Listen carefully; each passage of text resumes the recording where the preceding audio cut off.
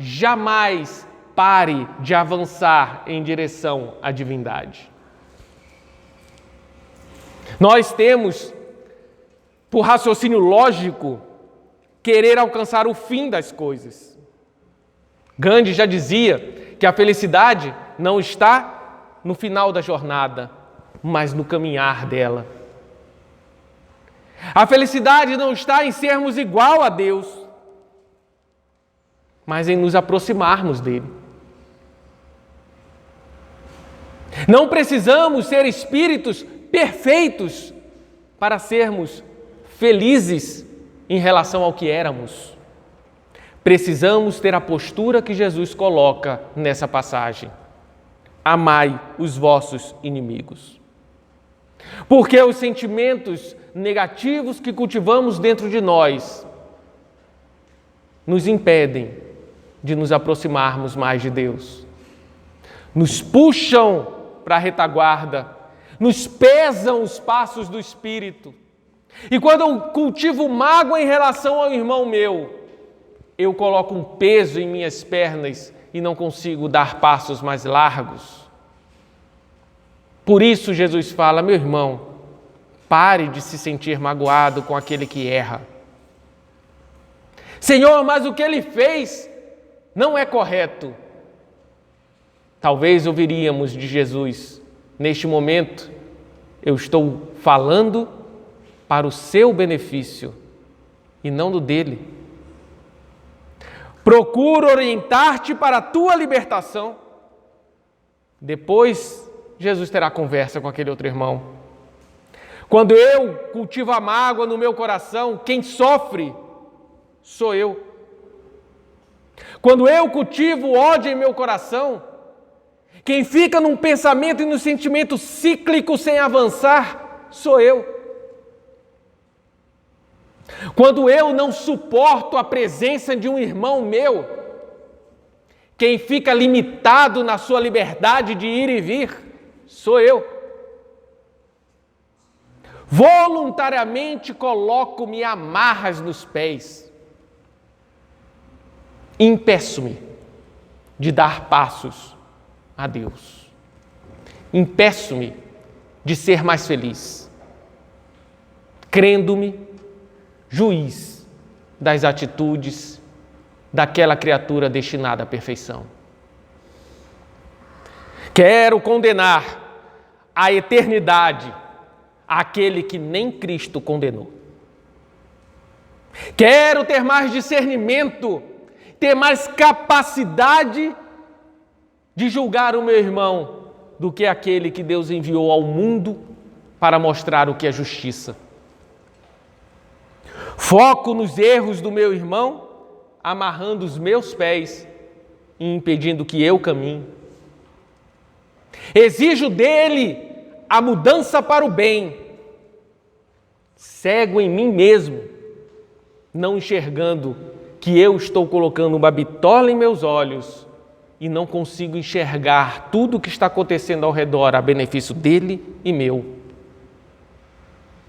Condeno em vez de enxergar a situação de uma sublime oportunidade de dar testemunho cristão. Os primeiros cristãos iam aos circos romanos, condenados por Roma apenas porque eram cristãos. Iam aos circos ser devorados em seus corpos por feras famintas, para a diversão dos espíritos que reinavam no mundo. Adentravam aquela arena cantando hinos de louvor a Deus. Um desses espíritos, conta-nos Emmanuel, chamava-se Lívia, lá em há 2000 anos. Lívia, esposa do senador Públio Lentulus, senador romano, orgulhoso, patrício, foi vítima de uma calúnia de uma de suas parentes, ainda no começo de seu casamento. Públio acreditou na calúnia, condenou a esposa ao isolamento dentro de casa. E por 40 anos, Lívia era tida como alguém de menor valor em casa por causa do ciúme e do ódio do seu esposo. Sequer tinha liberdade de ver a filha, de dar opiniões, de viver livre em sua própria residência, apesar do dinheiro que possuíam. A única liberdade que tinha, que seu marido a permitia, era ir aos cultos cristãos, porque ele taxava isso como loucura da mente. E por 40 anos, Lívia, convertida ao cristianismo, manteve-se em oração pelo seu amado. Por circunstâncias encarnatórias, que não entraremos em detalhes, Lívia é confundida com uma escrava e levada aos circos romanos por ser cristã. Entra orando, cantando hinos de louvor em seu coração aos céus, sem jamais esquecer de seu esposo, rogando a Jesus que alguém, que não ela, já que iria aos circos, pudesse clarear a mente de seu amado. Ela então é entregue aos leões, e quando os leões vão devorar o seu corpo, ela consegue ver, recebendo as coroas do mundo, no alto dos camarotes, o seu esposo Públio Lentulus. E naquele momento, diz Emmanuel, ela roga aos céus pela chance do seu esposo se converter ao Cristo. E lembra que pouco tempo antes falava para sua companheira: eu jamais, depois que conheci Jesus, esqueci e deixei de servir voluntariamente por amor ao Cristo e ao meu marido. Aquele que a oprimiu 40 anos. E por amor a ele, ela mostrou Jesus durante 4 décadas. Pouco tempo depois do seu desencarne, Públio Lentulus sabe que ela estava lá.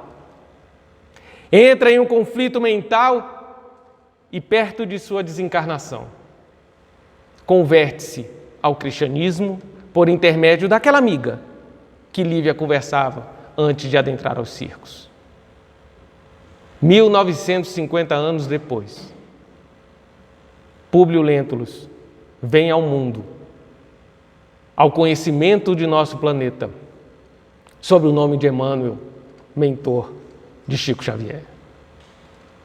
Graças ao espírito de servidão de um espírito chamado Lívia, que entendeu, logo no começo do cristianismo, que devia amar os seus inimigos, que aquele que a oprimia merecia o exemplo do seu amor e não a sua condenação. Teve fortaleza moral para passar o que eu e a maioria de nós talvez não conseguia passar. E graças a ela, podemos ter os inúmeros benefícios da mediunidade santificante de Chico Xavier, orientado por este Espírito Emmanuel. A profundidade do amai os vossos inimigos vai além de uma vida encarnatória. Vai além dos nossos caprichos, do orgulho e do ego. Faz parte do mecanismo universal para transformarmos pessoas que serão utilizadas por Jesus, quiçá daqui a quase 2 milênios, para auxiliar outros corações a enxergarem a luz de Deus. Que Jesus nos abençoe.